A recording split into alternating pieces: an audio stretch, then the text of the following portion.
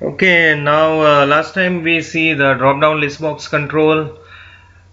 We see the theory, property, events, and ASPX coding. Yes. So how we can use all the controls that we do some kind of or make the some kind of programs, web pages.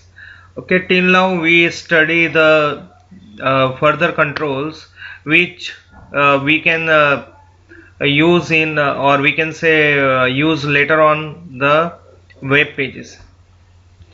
Okay, next one important control is the list box control. Yes, आप सभी लोग को पता है कि list box control क्या है, उससे आप अवेयर हो. Yes.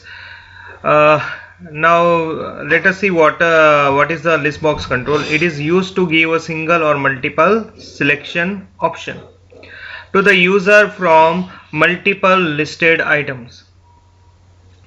Okay, that all the properties and its working reassembles drop down list box. However, list box has two extra properties called rows and selection mode. Yes, it is also give a single or multiple select option to the user. Yes, based on the property set from the multiple listed items. Yes, so basically इसके अंदर क्या होता है कि drop down list box control जो है and list box control जो है, यस, ये मल्टीपल आइटम को डिस्प्ले करता है. बस इसके अंदर डिफरेंस क्या है, लिस्ट बॉक्स कंट्रोल के अंदर मल्टीपल ऑप्शन आप सिलेक्ट कर पाओगे. Okay, so you can select the single option और you can select the multiple option. उसके अलावा there are two extra properties are available, rows and selection mode.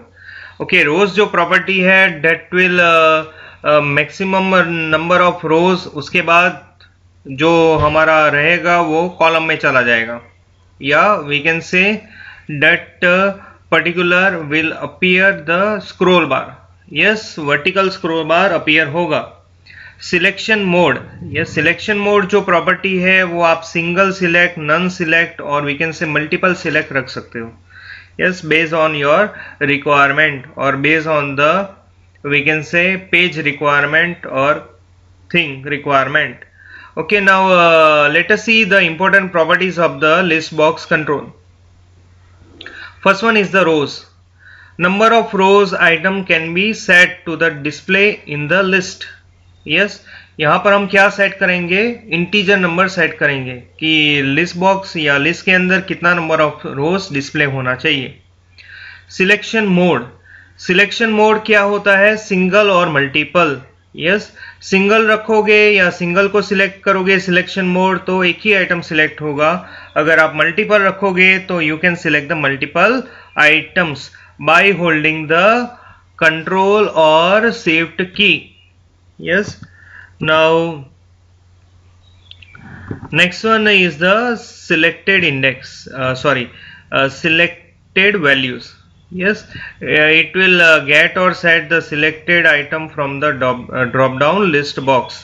Yes, ये selected value properties क्या होती हैं, यहाँ पर हमें क्या करना पड़ेगा, कॉलम का नाम सेट करना पड़ेगा.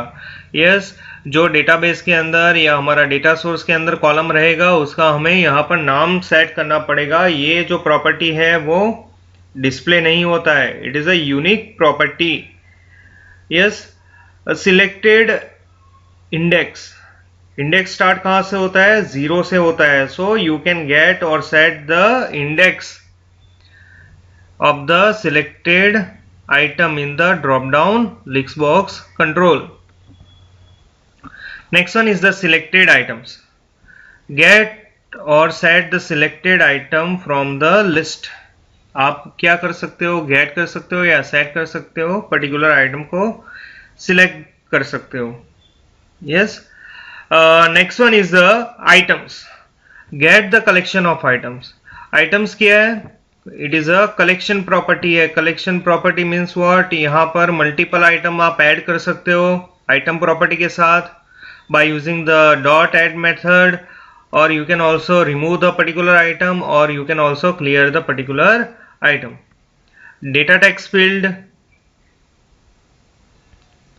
okay, data text field, data value field, data source ID, data source, auto post back, append data bound items, ये सारी प्रॉपर्टी हम ड्रॉप डाउन लिस्ट बॉक्स के अंदर लर्न कर चुके हैं। वही सेम प्रॉपर्टी यहाँ पर रहेगी, उसके अंदर कोई चेंज नहीं रहेगा।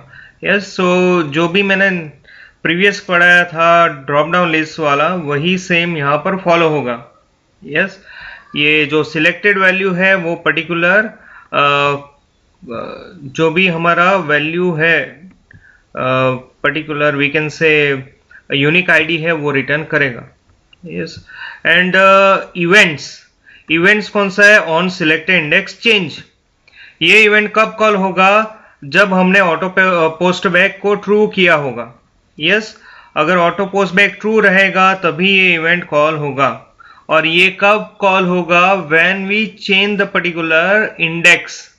यस, हमारे पास लिस्ट ऑफ कंट्री अवेलेबल है और उसमें से हमने खाली एक कंट्री को सिलेक्ट किया है लिस्ट बॉक्स में, तब वो या एक कंट्री पर से हम दूसरी कंट्री पर जाते हैं, then particular this event will occur. और ये इवेंट अकर करने के लिए क्या होना चाहिए? ऑटो पोस्ट बैक ट्रू होना चाहिए। अगर फॉल्स होगा तो ये इवेंट फायर नहीं होगा। ओके, ये सब कुछ हम लोगों ने देख लिया है।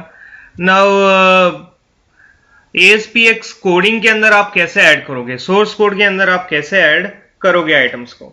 Yes, simply you can at the design time आप ड्रैग एंड ड्रॉप कर सकते हो लिस्ट बॉक्स कंट्रोल को, और वहां पर आइटम्स करके प्रॉपर्टी रहेगा, उसको आप सिलेक्ट करो, आइटम्स में जाओ और वहां पर आइटम्स ऐड कर दो। यस, ये एक फर्स्ट वे हो गया। अगर आपको मैन्युअली आइटम ऐड करना है at the we can say design time, so you can also type ASP list item और उसका टैग्स और उसका वैल्यू, और ये टैग ओवर करना है हमें। सेम वे नया टैग, नया टेक्स्ट एंड नया वैल्यू।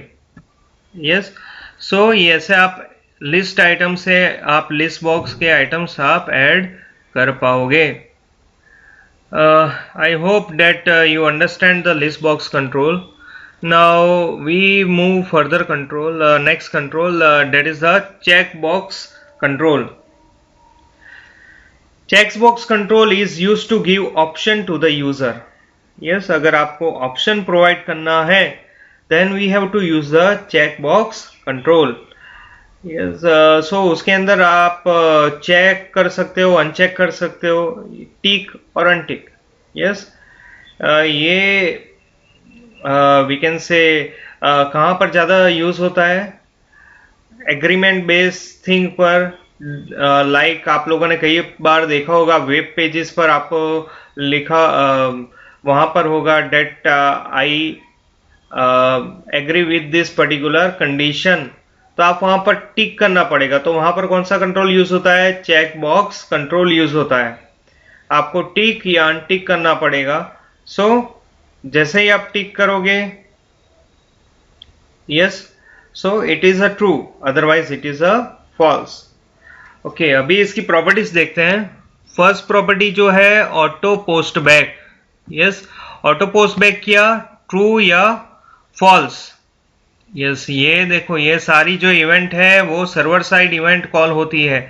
तो ऑटो पोस्ट बैक ट्रू करेंगे तभी हमारा क्या ऑटोमेटिकली पोस्ट बैक होगा हमारा पेज। Yes, when the particular check box is check और uncheck causes validation, it is a true or false। अगर ट्रू रहेगा तो form validation control has been used in the form। Yes, ये true या false property है। अगर true आप select करोगे तो we can say validation group को चेक करेगा, अदरवाइज वैलिडेशन ग्रुप को चेक नहीं करेगा।